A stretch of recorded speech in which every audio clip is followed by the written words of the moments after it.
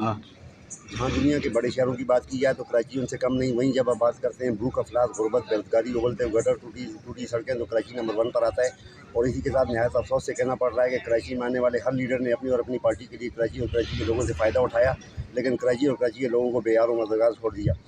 मैं आज इस तरह यहाँ एक भूसा मंडी के अंदर मौजूद हूँ, जहाँ पर लोड शेडिंग की वजह से लोगों को बड़ी तकलीफ़ और परेशानी है। मज़दूर यहाँ पर दूर दराज इलाकों से आकर यहाँ पर काम करते हैं, लेकिन बिजली ना होने की वजह से ना उनको नींद आती है और ना सुकून से रह सकते हैं। आइए यहाँ के कुछ मज़दूरों से बात करके देखते हैं कि इस बारे में क्या कहते हैं। अस्सलाम वालेकुम। वालेकुम अस्सलाम। आपका नाम?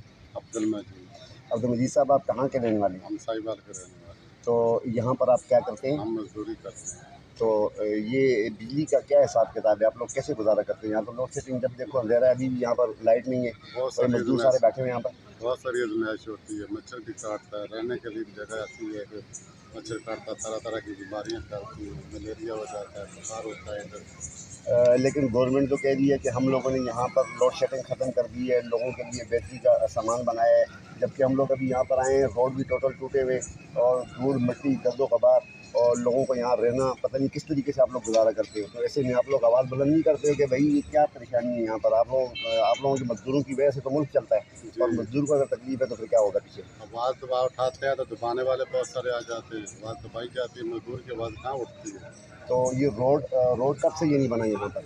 ये तो काफ़ी देर हो गई है, सुनता ही नहीं है। सब सुनते हैं तो बहुत आर्थिक तौर पे बनाते हैं, टाका बनाते भी नहीं है। और ये जो लोड शेडिंग का दुरानिया क्या है यहाँ पर? पहले यहाँ पर कहा जाता था कि पीटीआई गवर्नमेंट जो है वो लोड शेडिंग ज़्यादा कर रही है, महंगाई का उन्होंने बुहरान पैदा कर दिया, लेकिन उसके बावजूद आज गवर्नमेंट चेंज हुई, लेकिन यहाँ पर ना तो लोड शेडिंग कवर हुई और ना ही महंगाई का जो है ना सिस्टम बेहतर किया गया। लोगों के ऊपर तो पहले से ज़्यादा बोझ बना। आपका क्या कहना है कि ऐसे ही है या नहीं? है तो ऐसे ही चल रहा है। जो भी हुकूमत आती है ये बोलती है हम लोड शेडिंग खत्म करेंगे, ये काम कर देंगे, वो काम कर देंगे, लेकिन होता वही है जो पीछे से चलता आ रहा है। लेकिन आप मज़दूरों के लिए किसी ने कोई भलाई नहीं कोई सोची? आसानी नहीं है, बस जो कमाते हैं वही खाते हैं बस। जी, आप नाज़रीन, आपने यहाँ इन भाई की बात सुनी। ये लोग दूर दराज़ इलाकों से आकर यहाँ मज़दूरी के लिए आते हैं अपने बच्चों का पेट पालने के लिए, लेकिन बदकिस्मती से यहाँ पर ना तो इन्हें पानी मुयस्सर, ना इनको बिजली मुयस्सर, और रोडों का हालात ऐसे रोडों की ऐसी खस्ता हालत है कि लोग उसके ऊपर चल नहीं सकते। तो इसी तरह इस के लिए हम लोग हुकाम बाला से अपील करते हैं कि ऐसे गरीबों के लिए कुछ बेहतरी का सामान पैदा किया जाए ताकि ये लोग सुकून से रह सकें।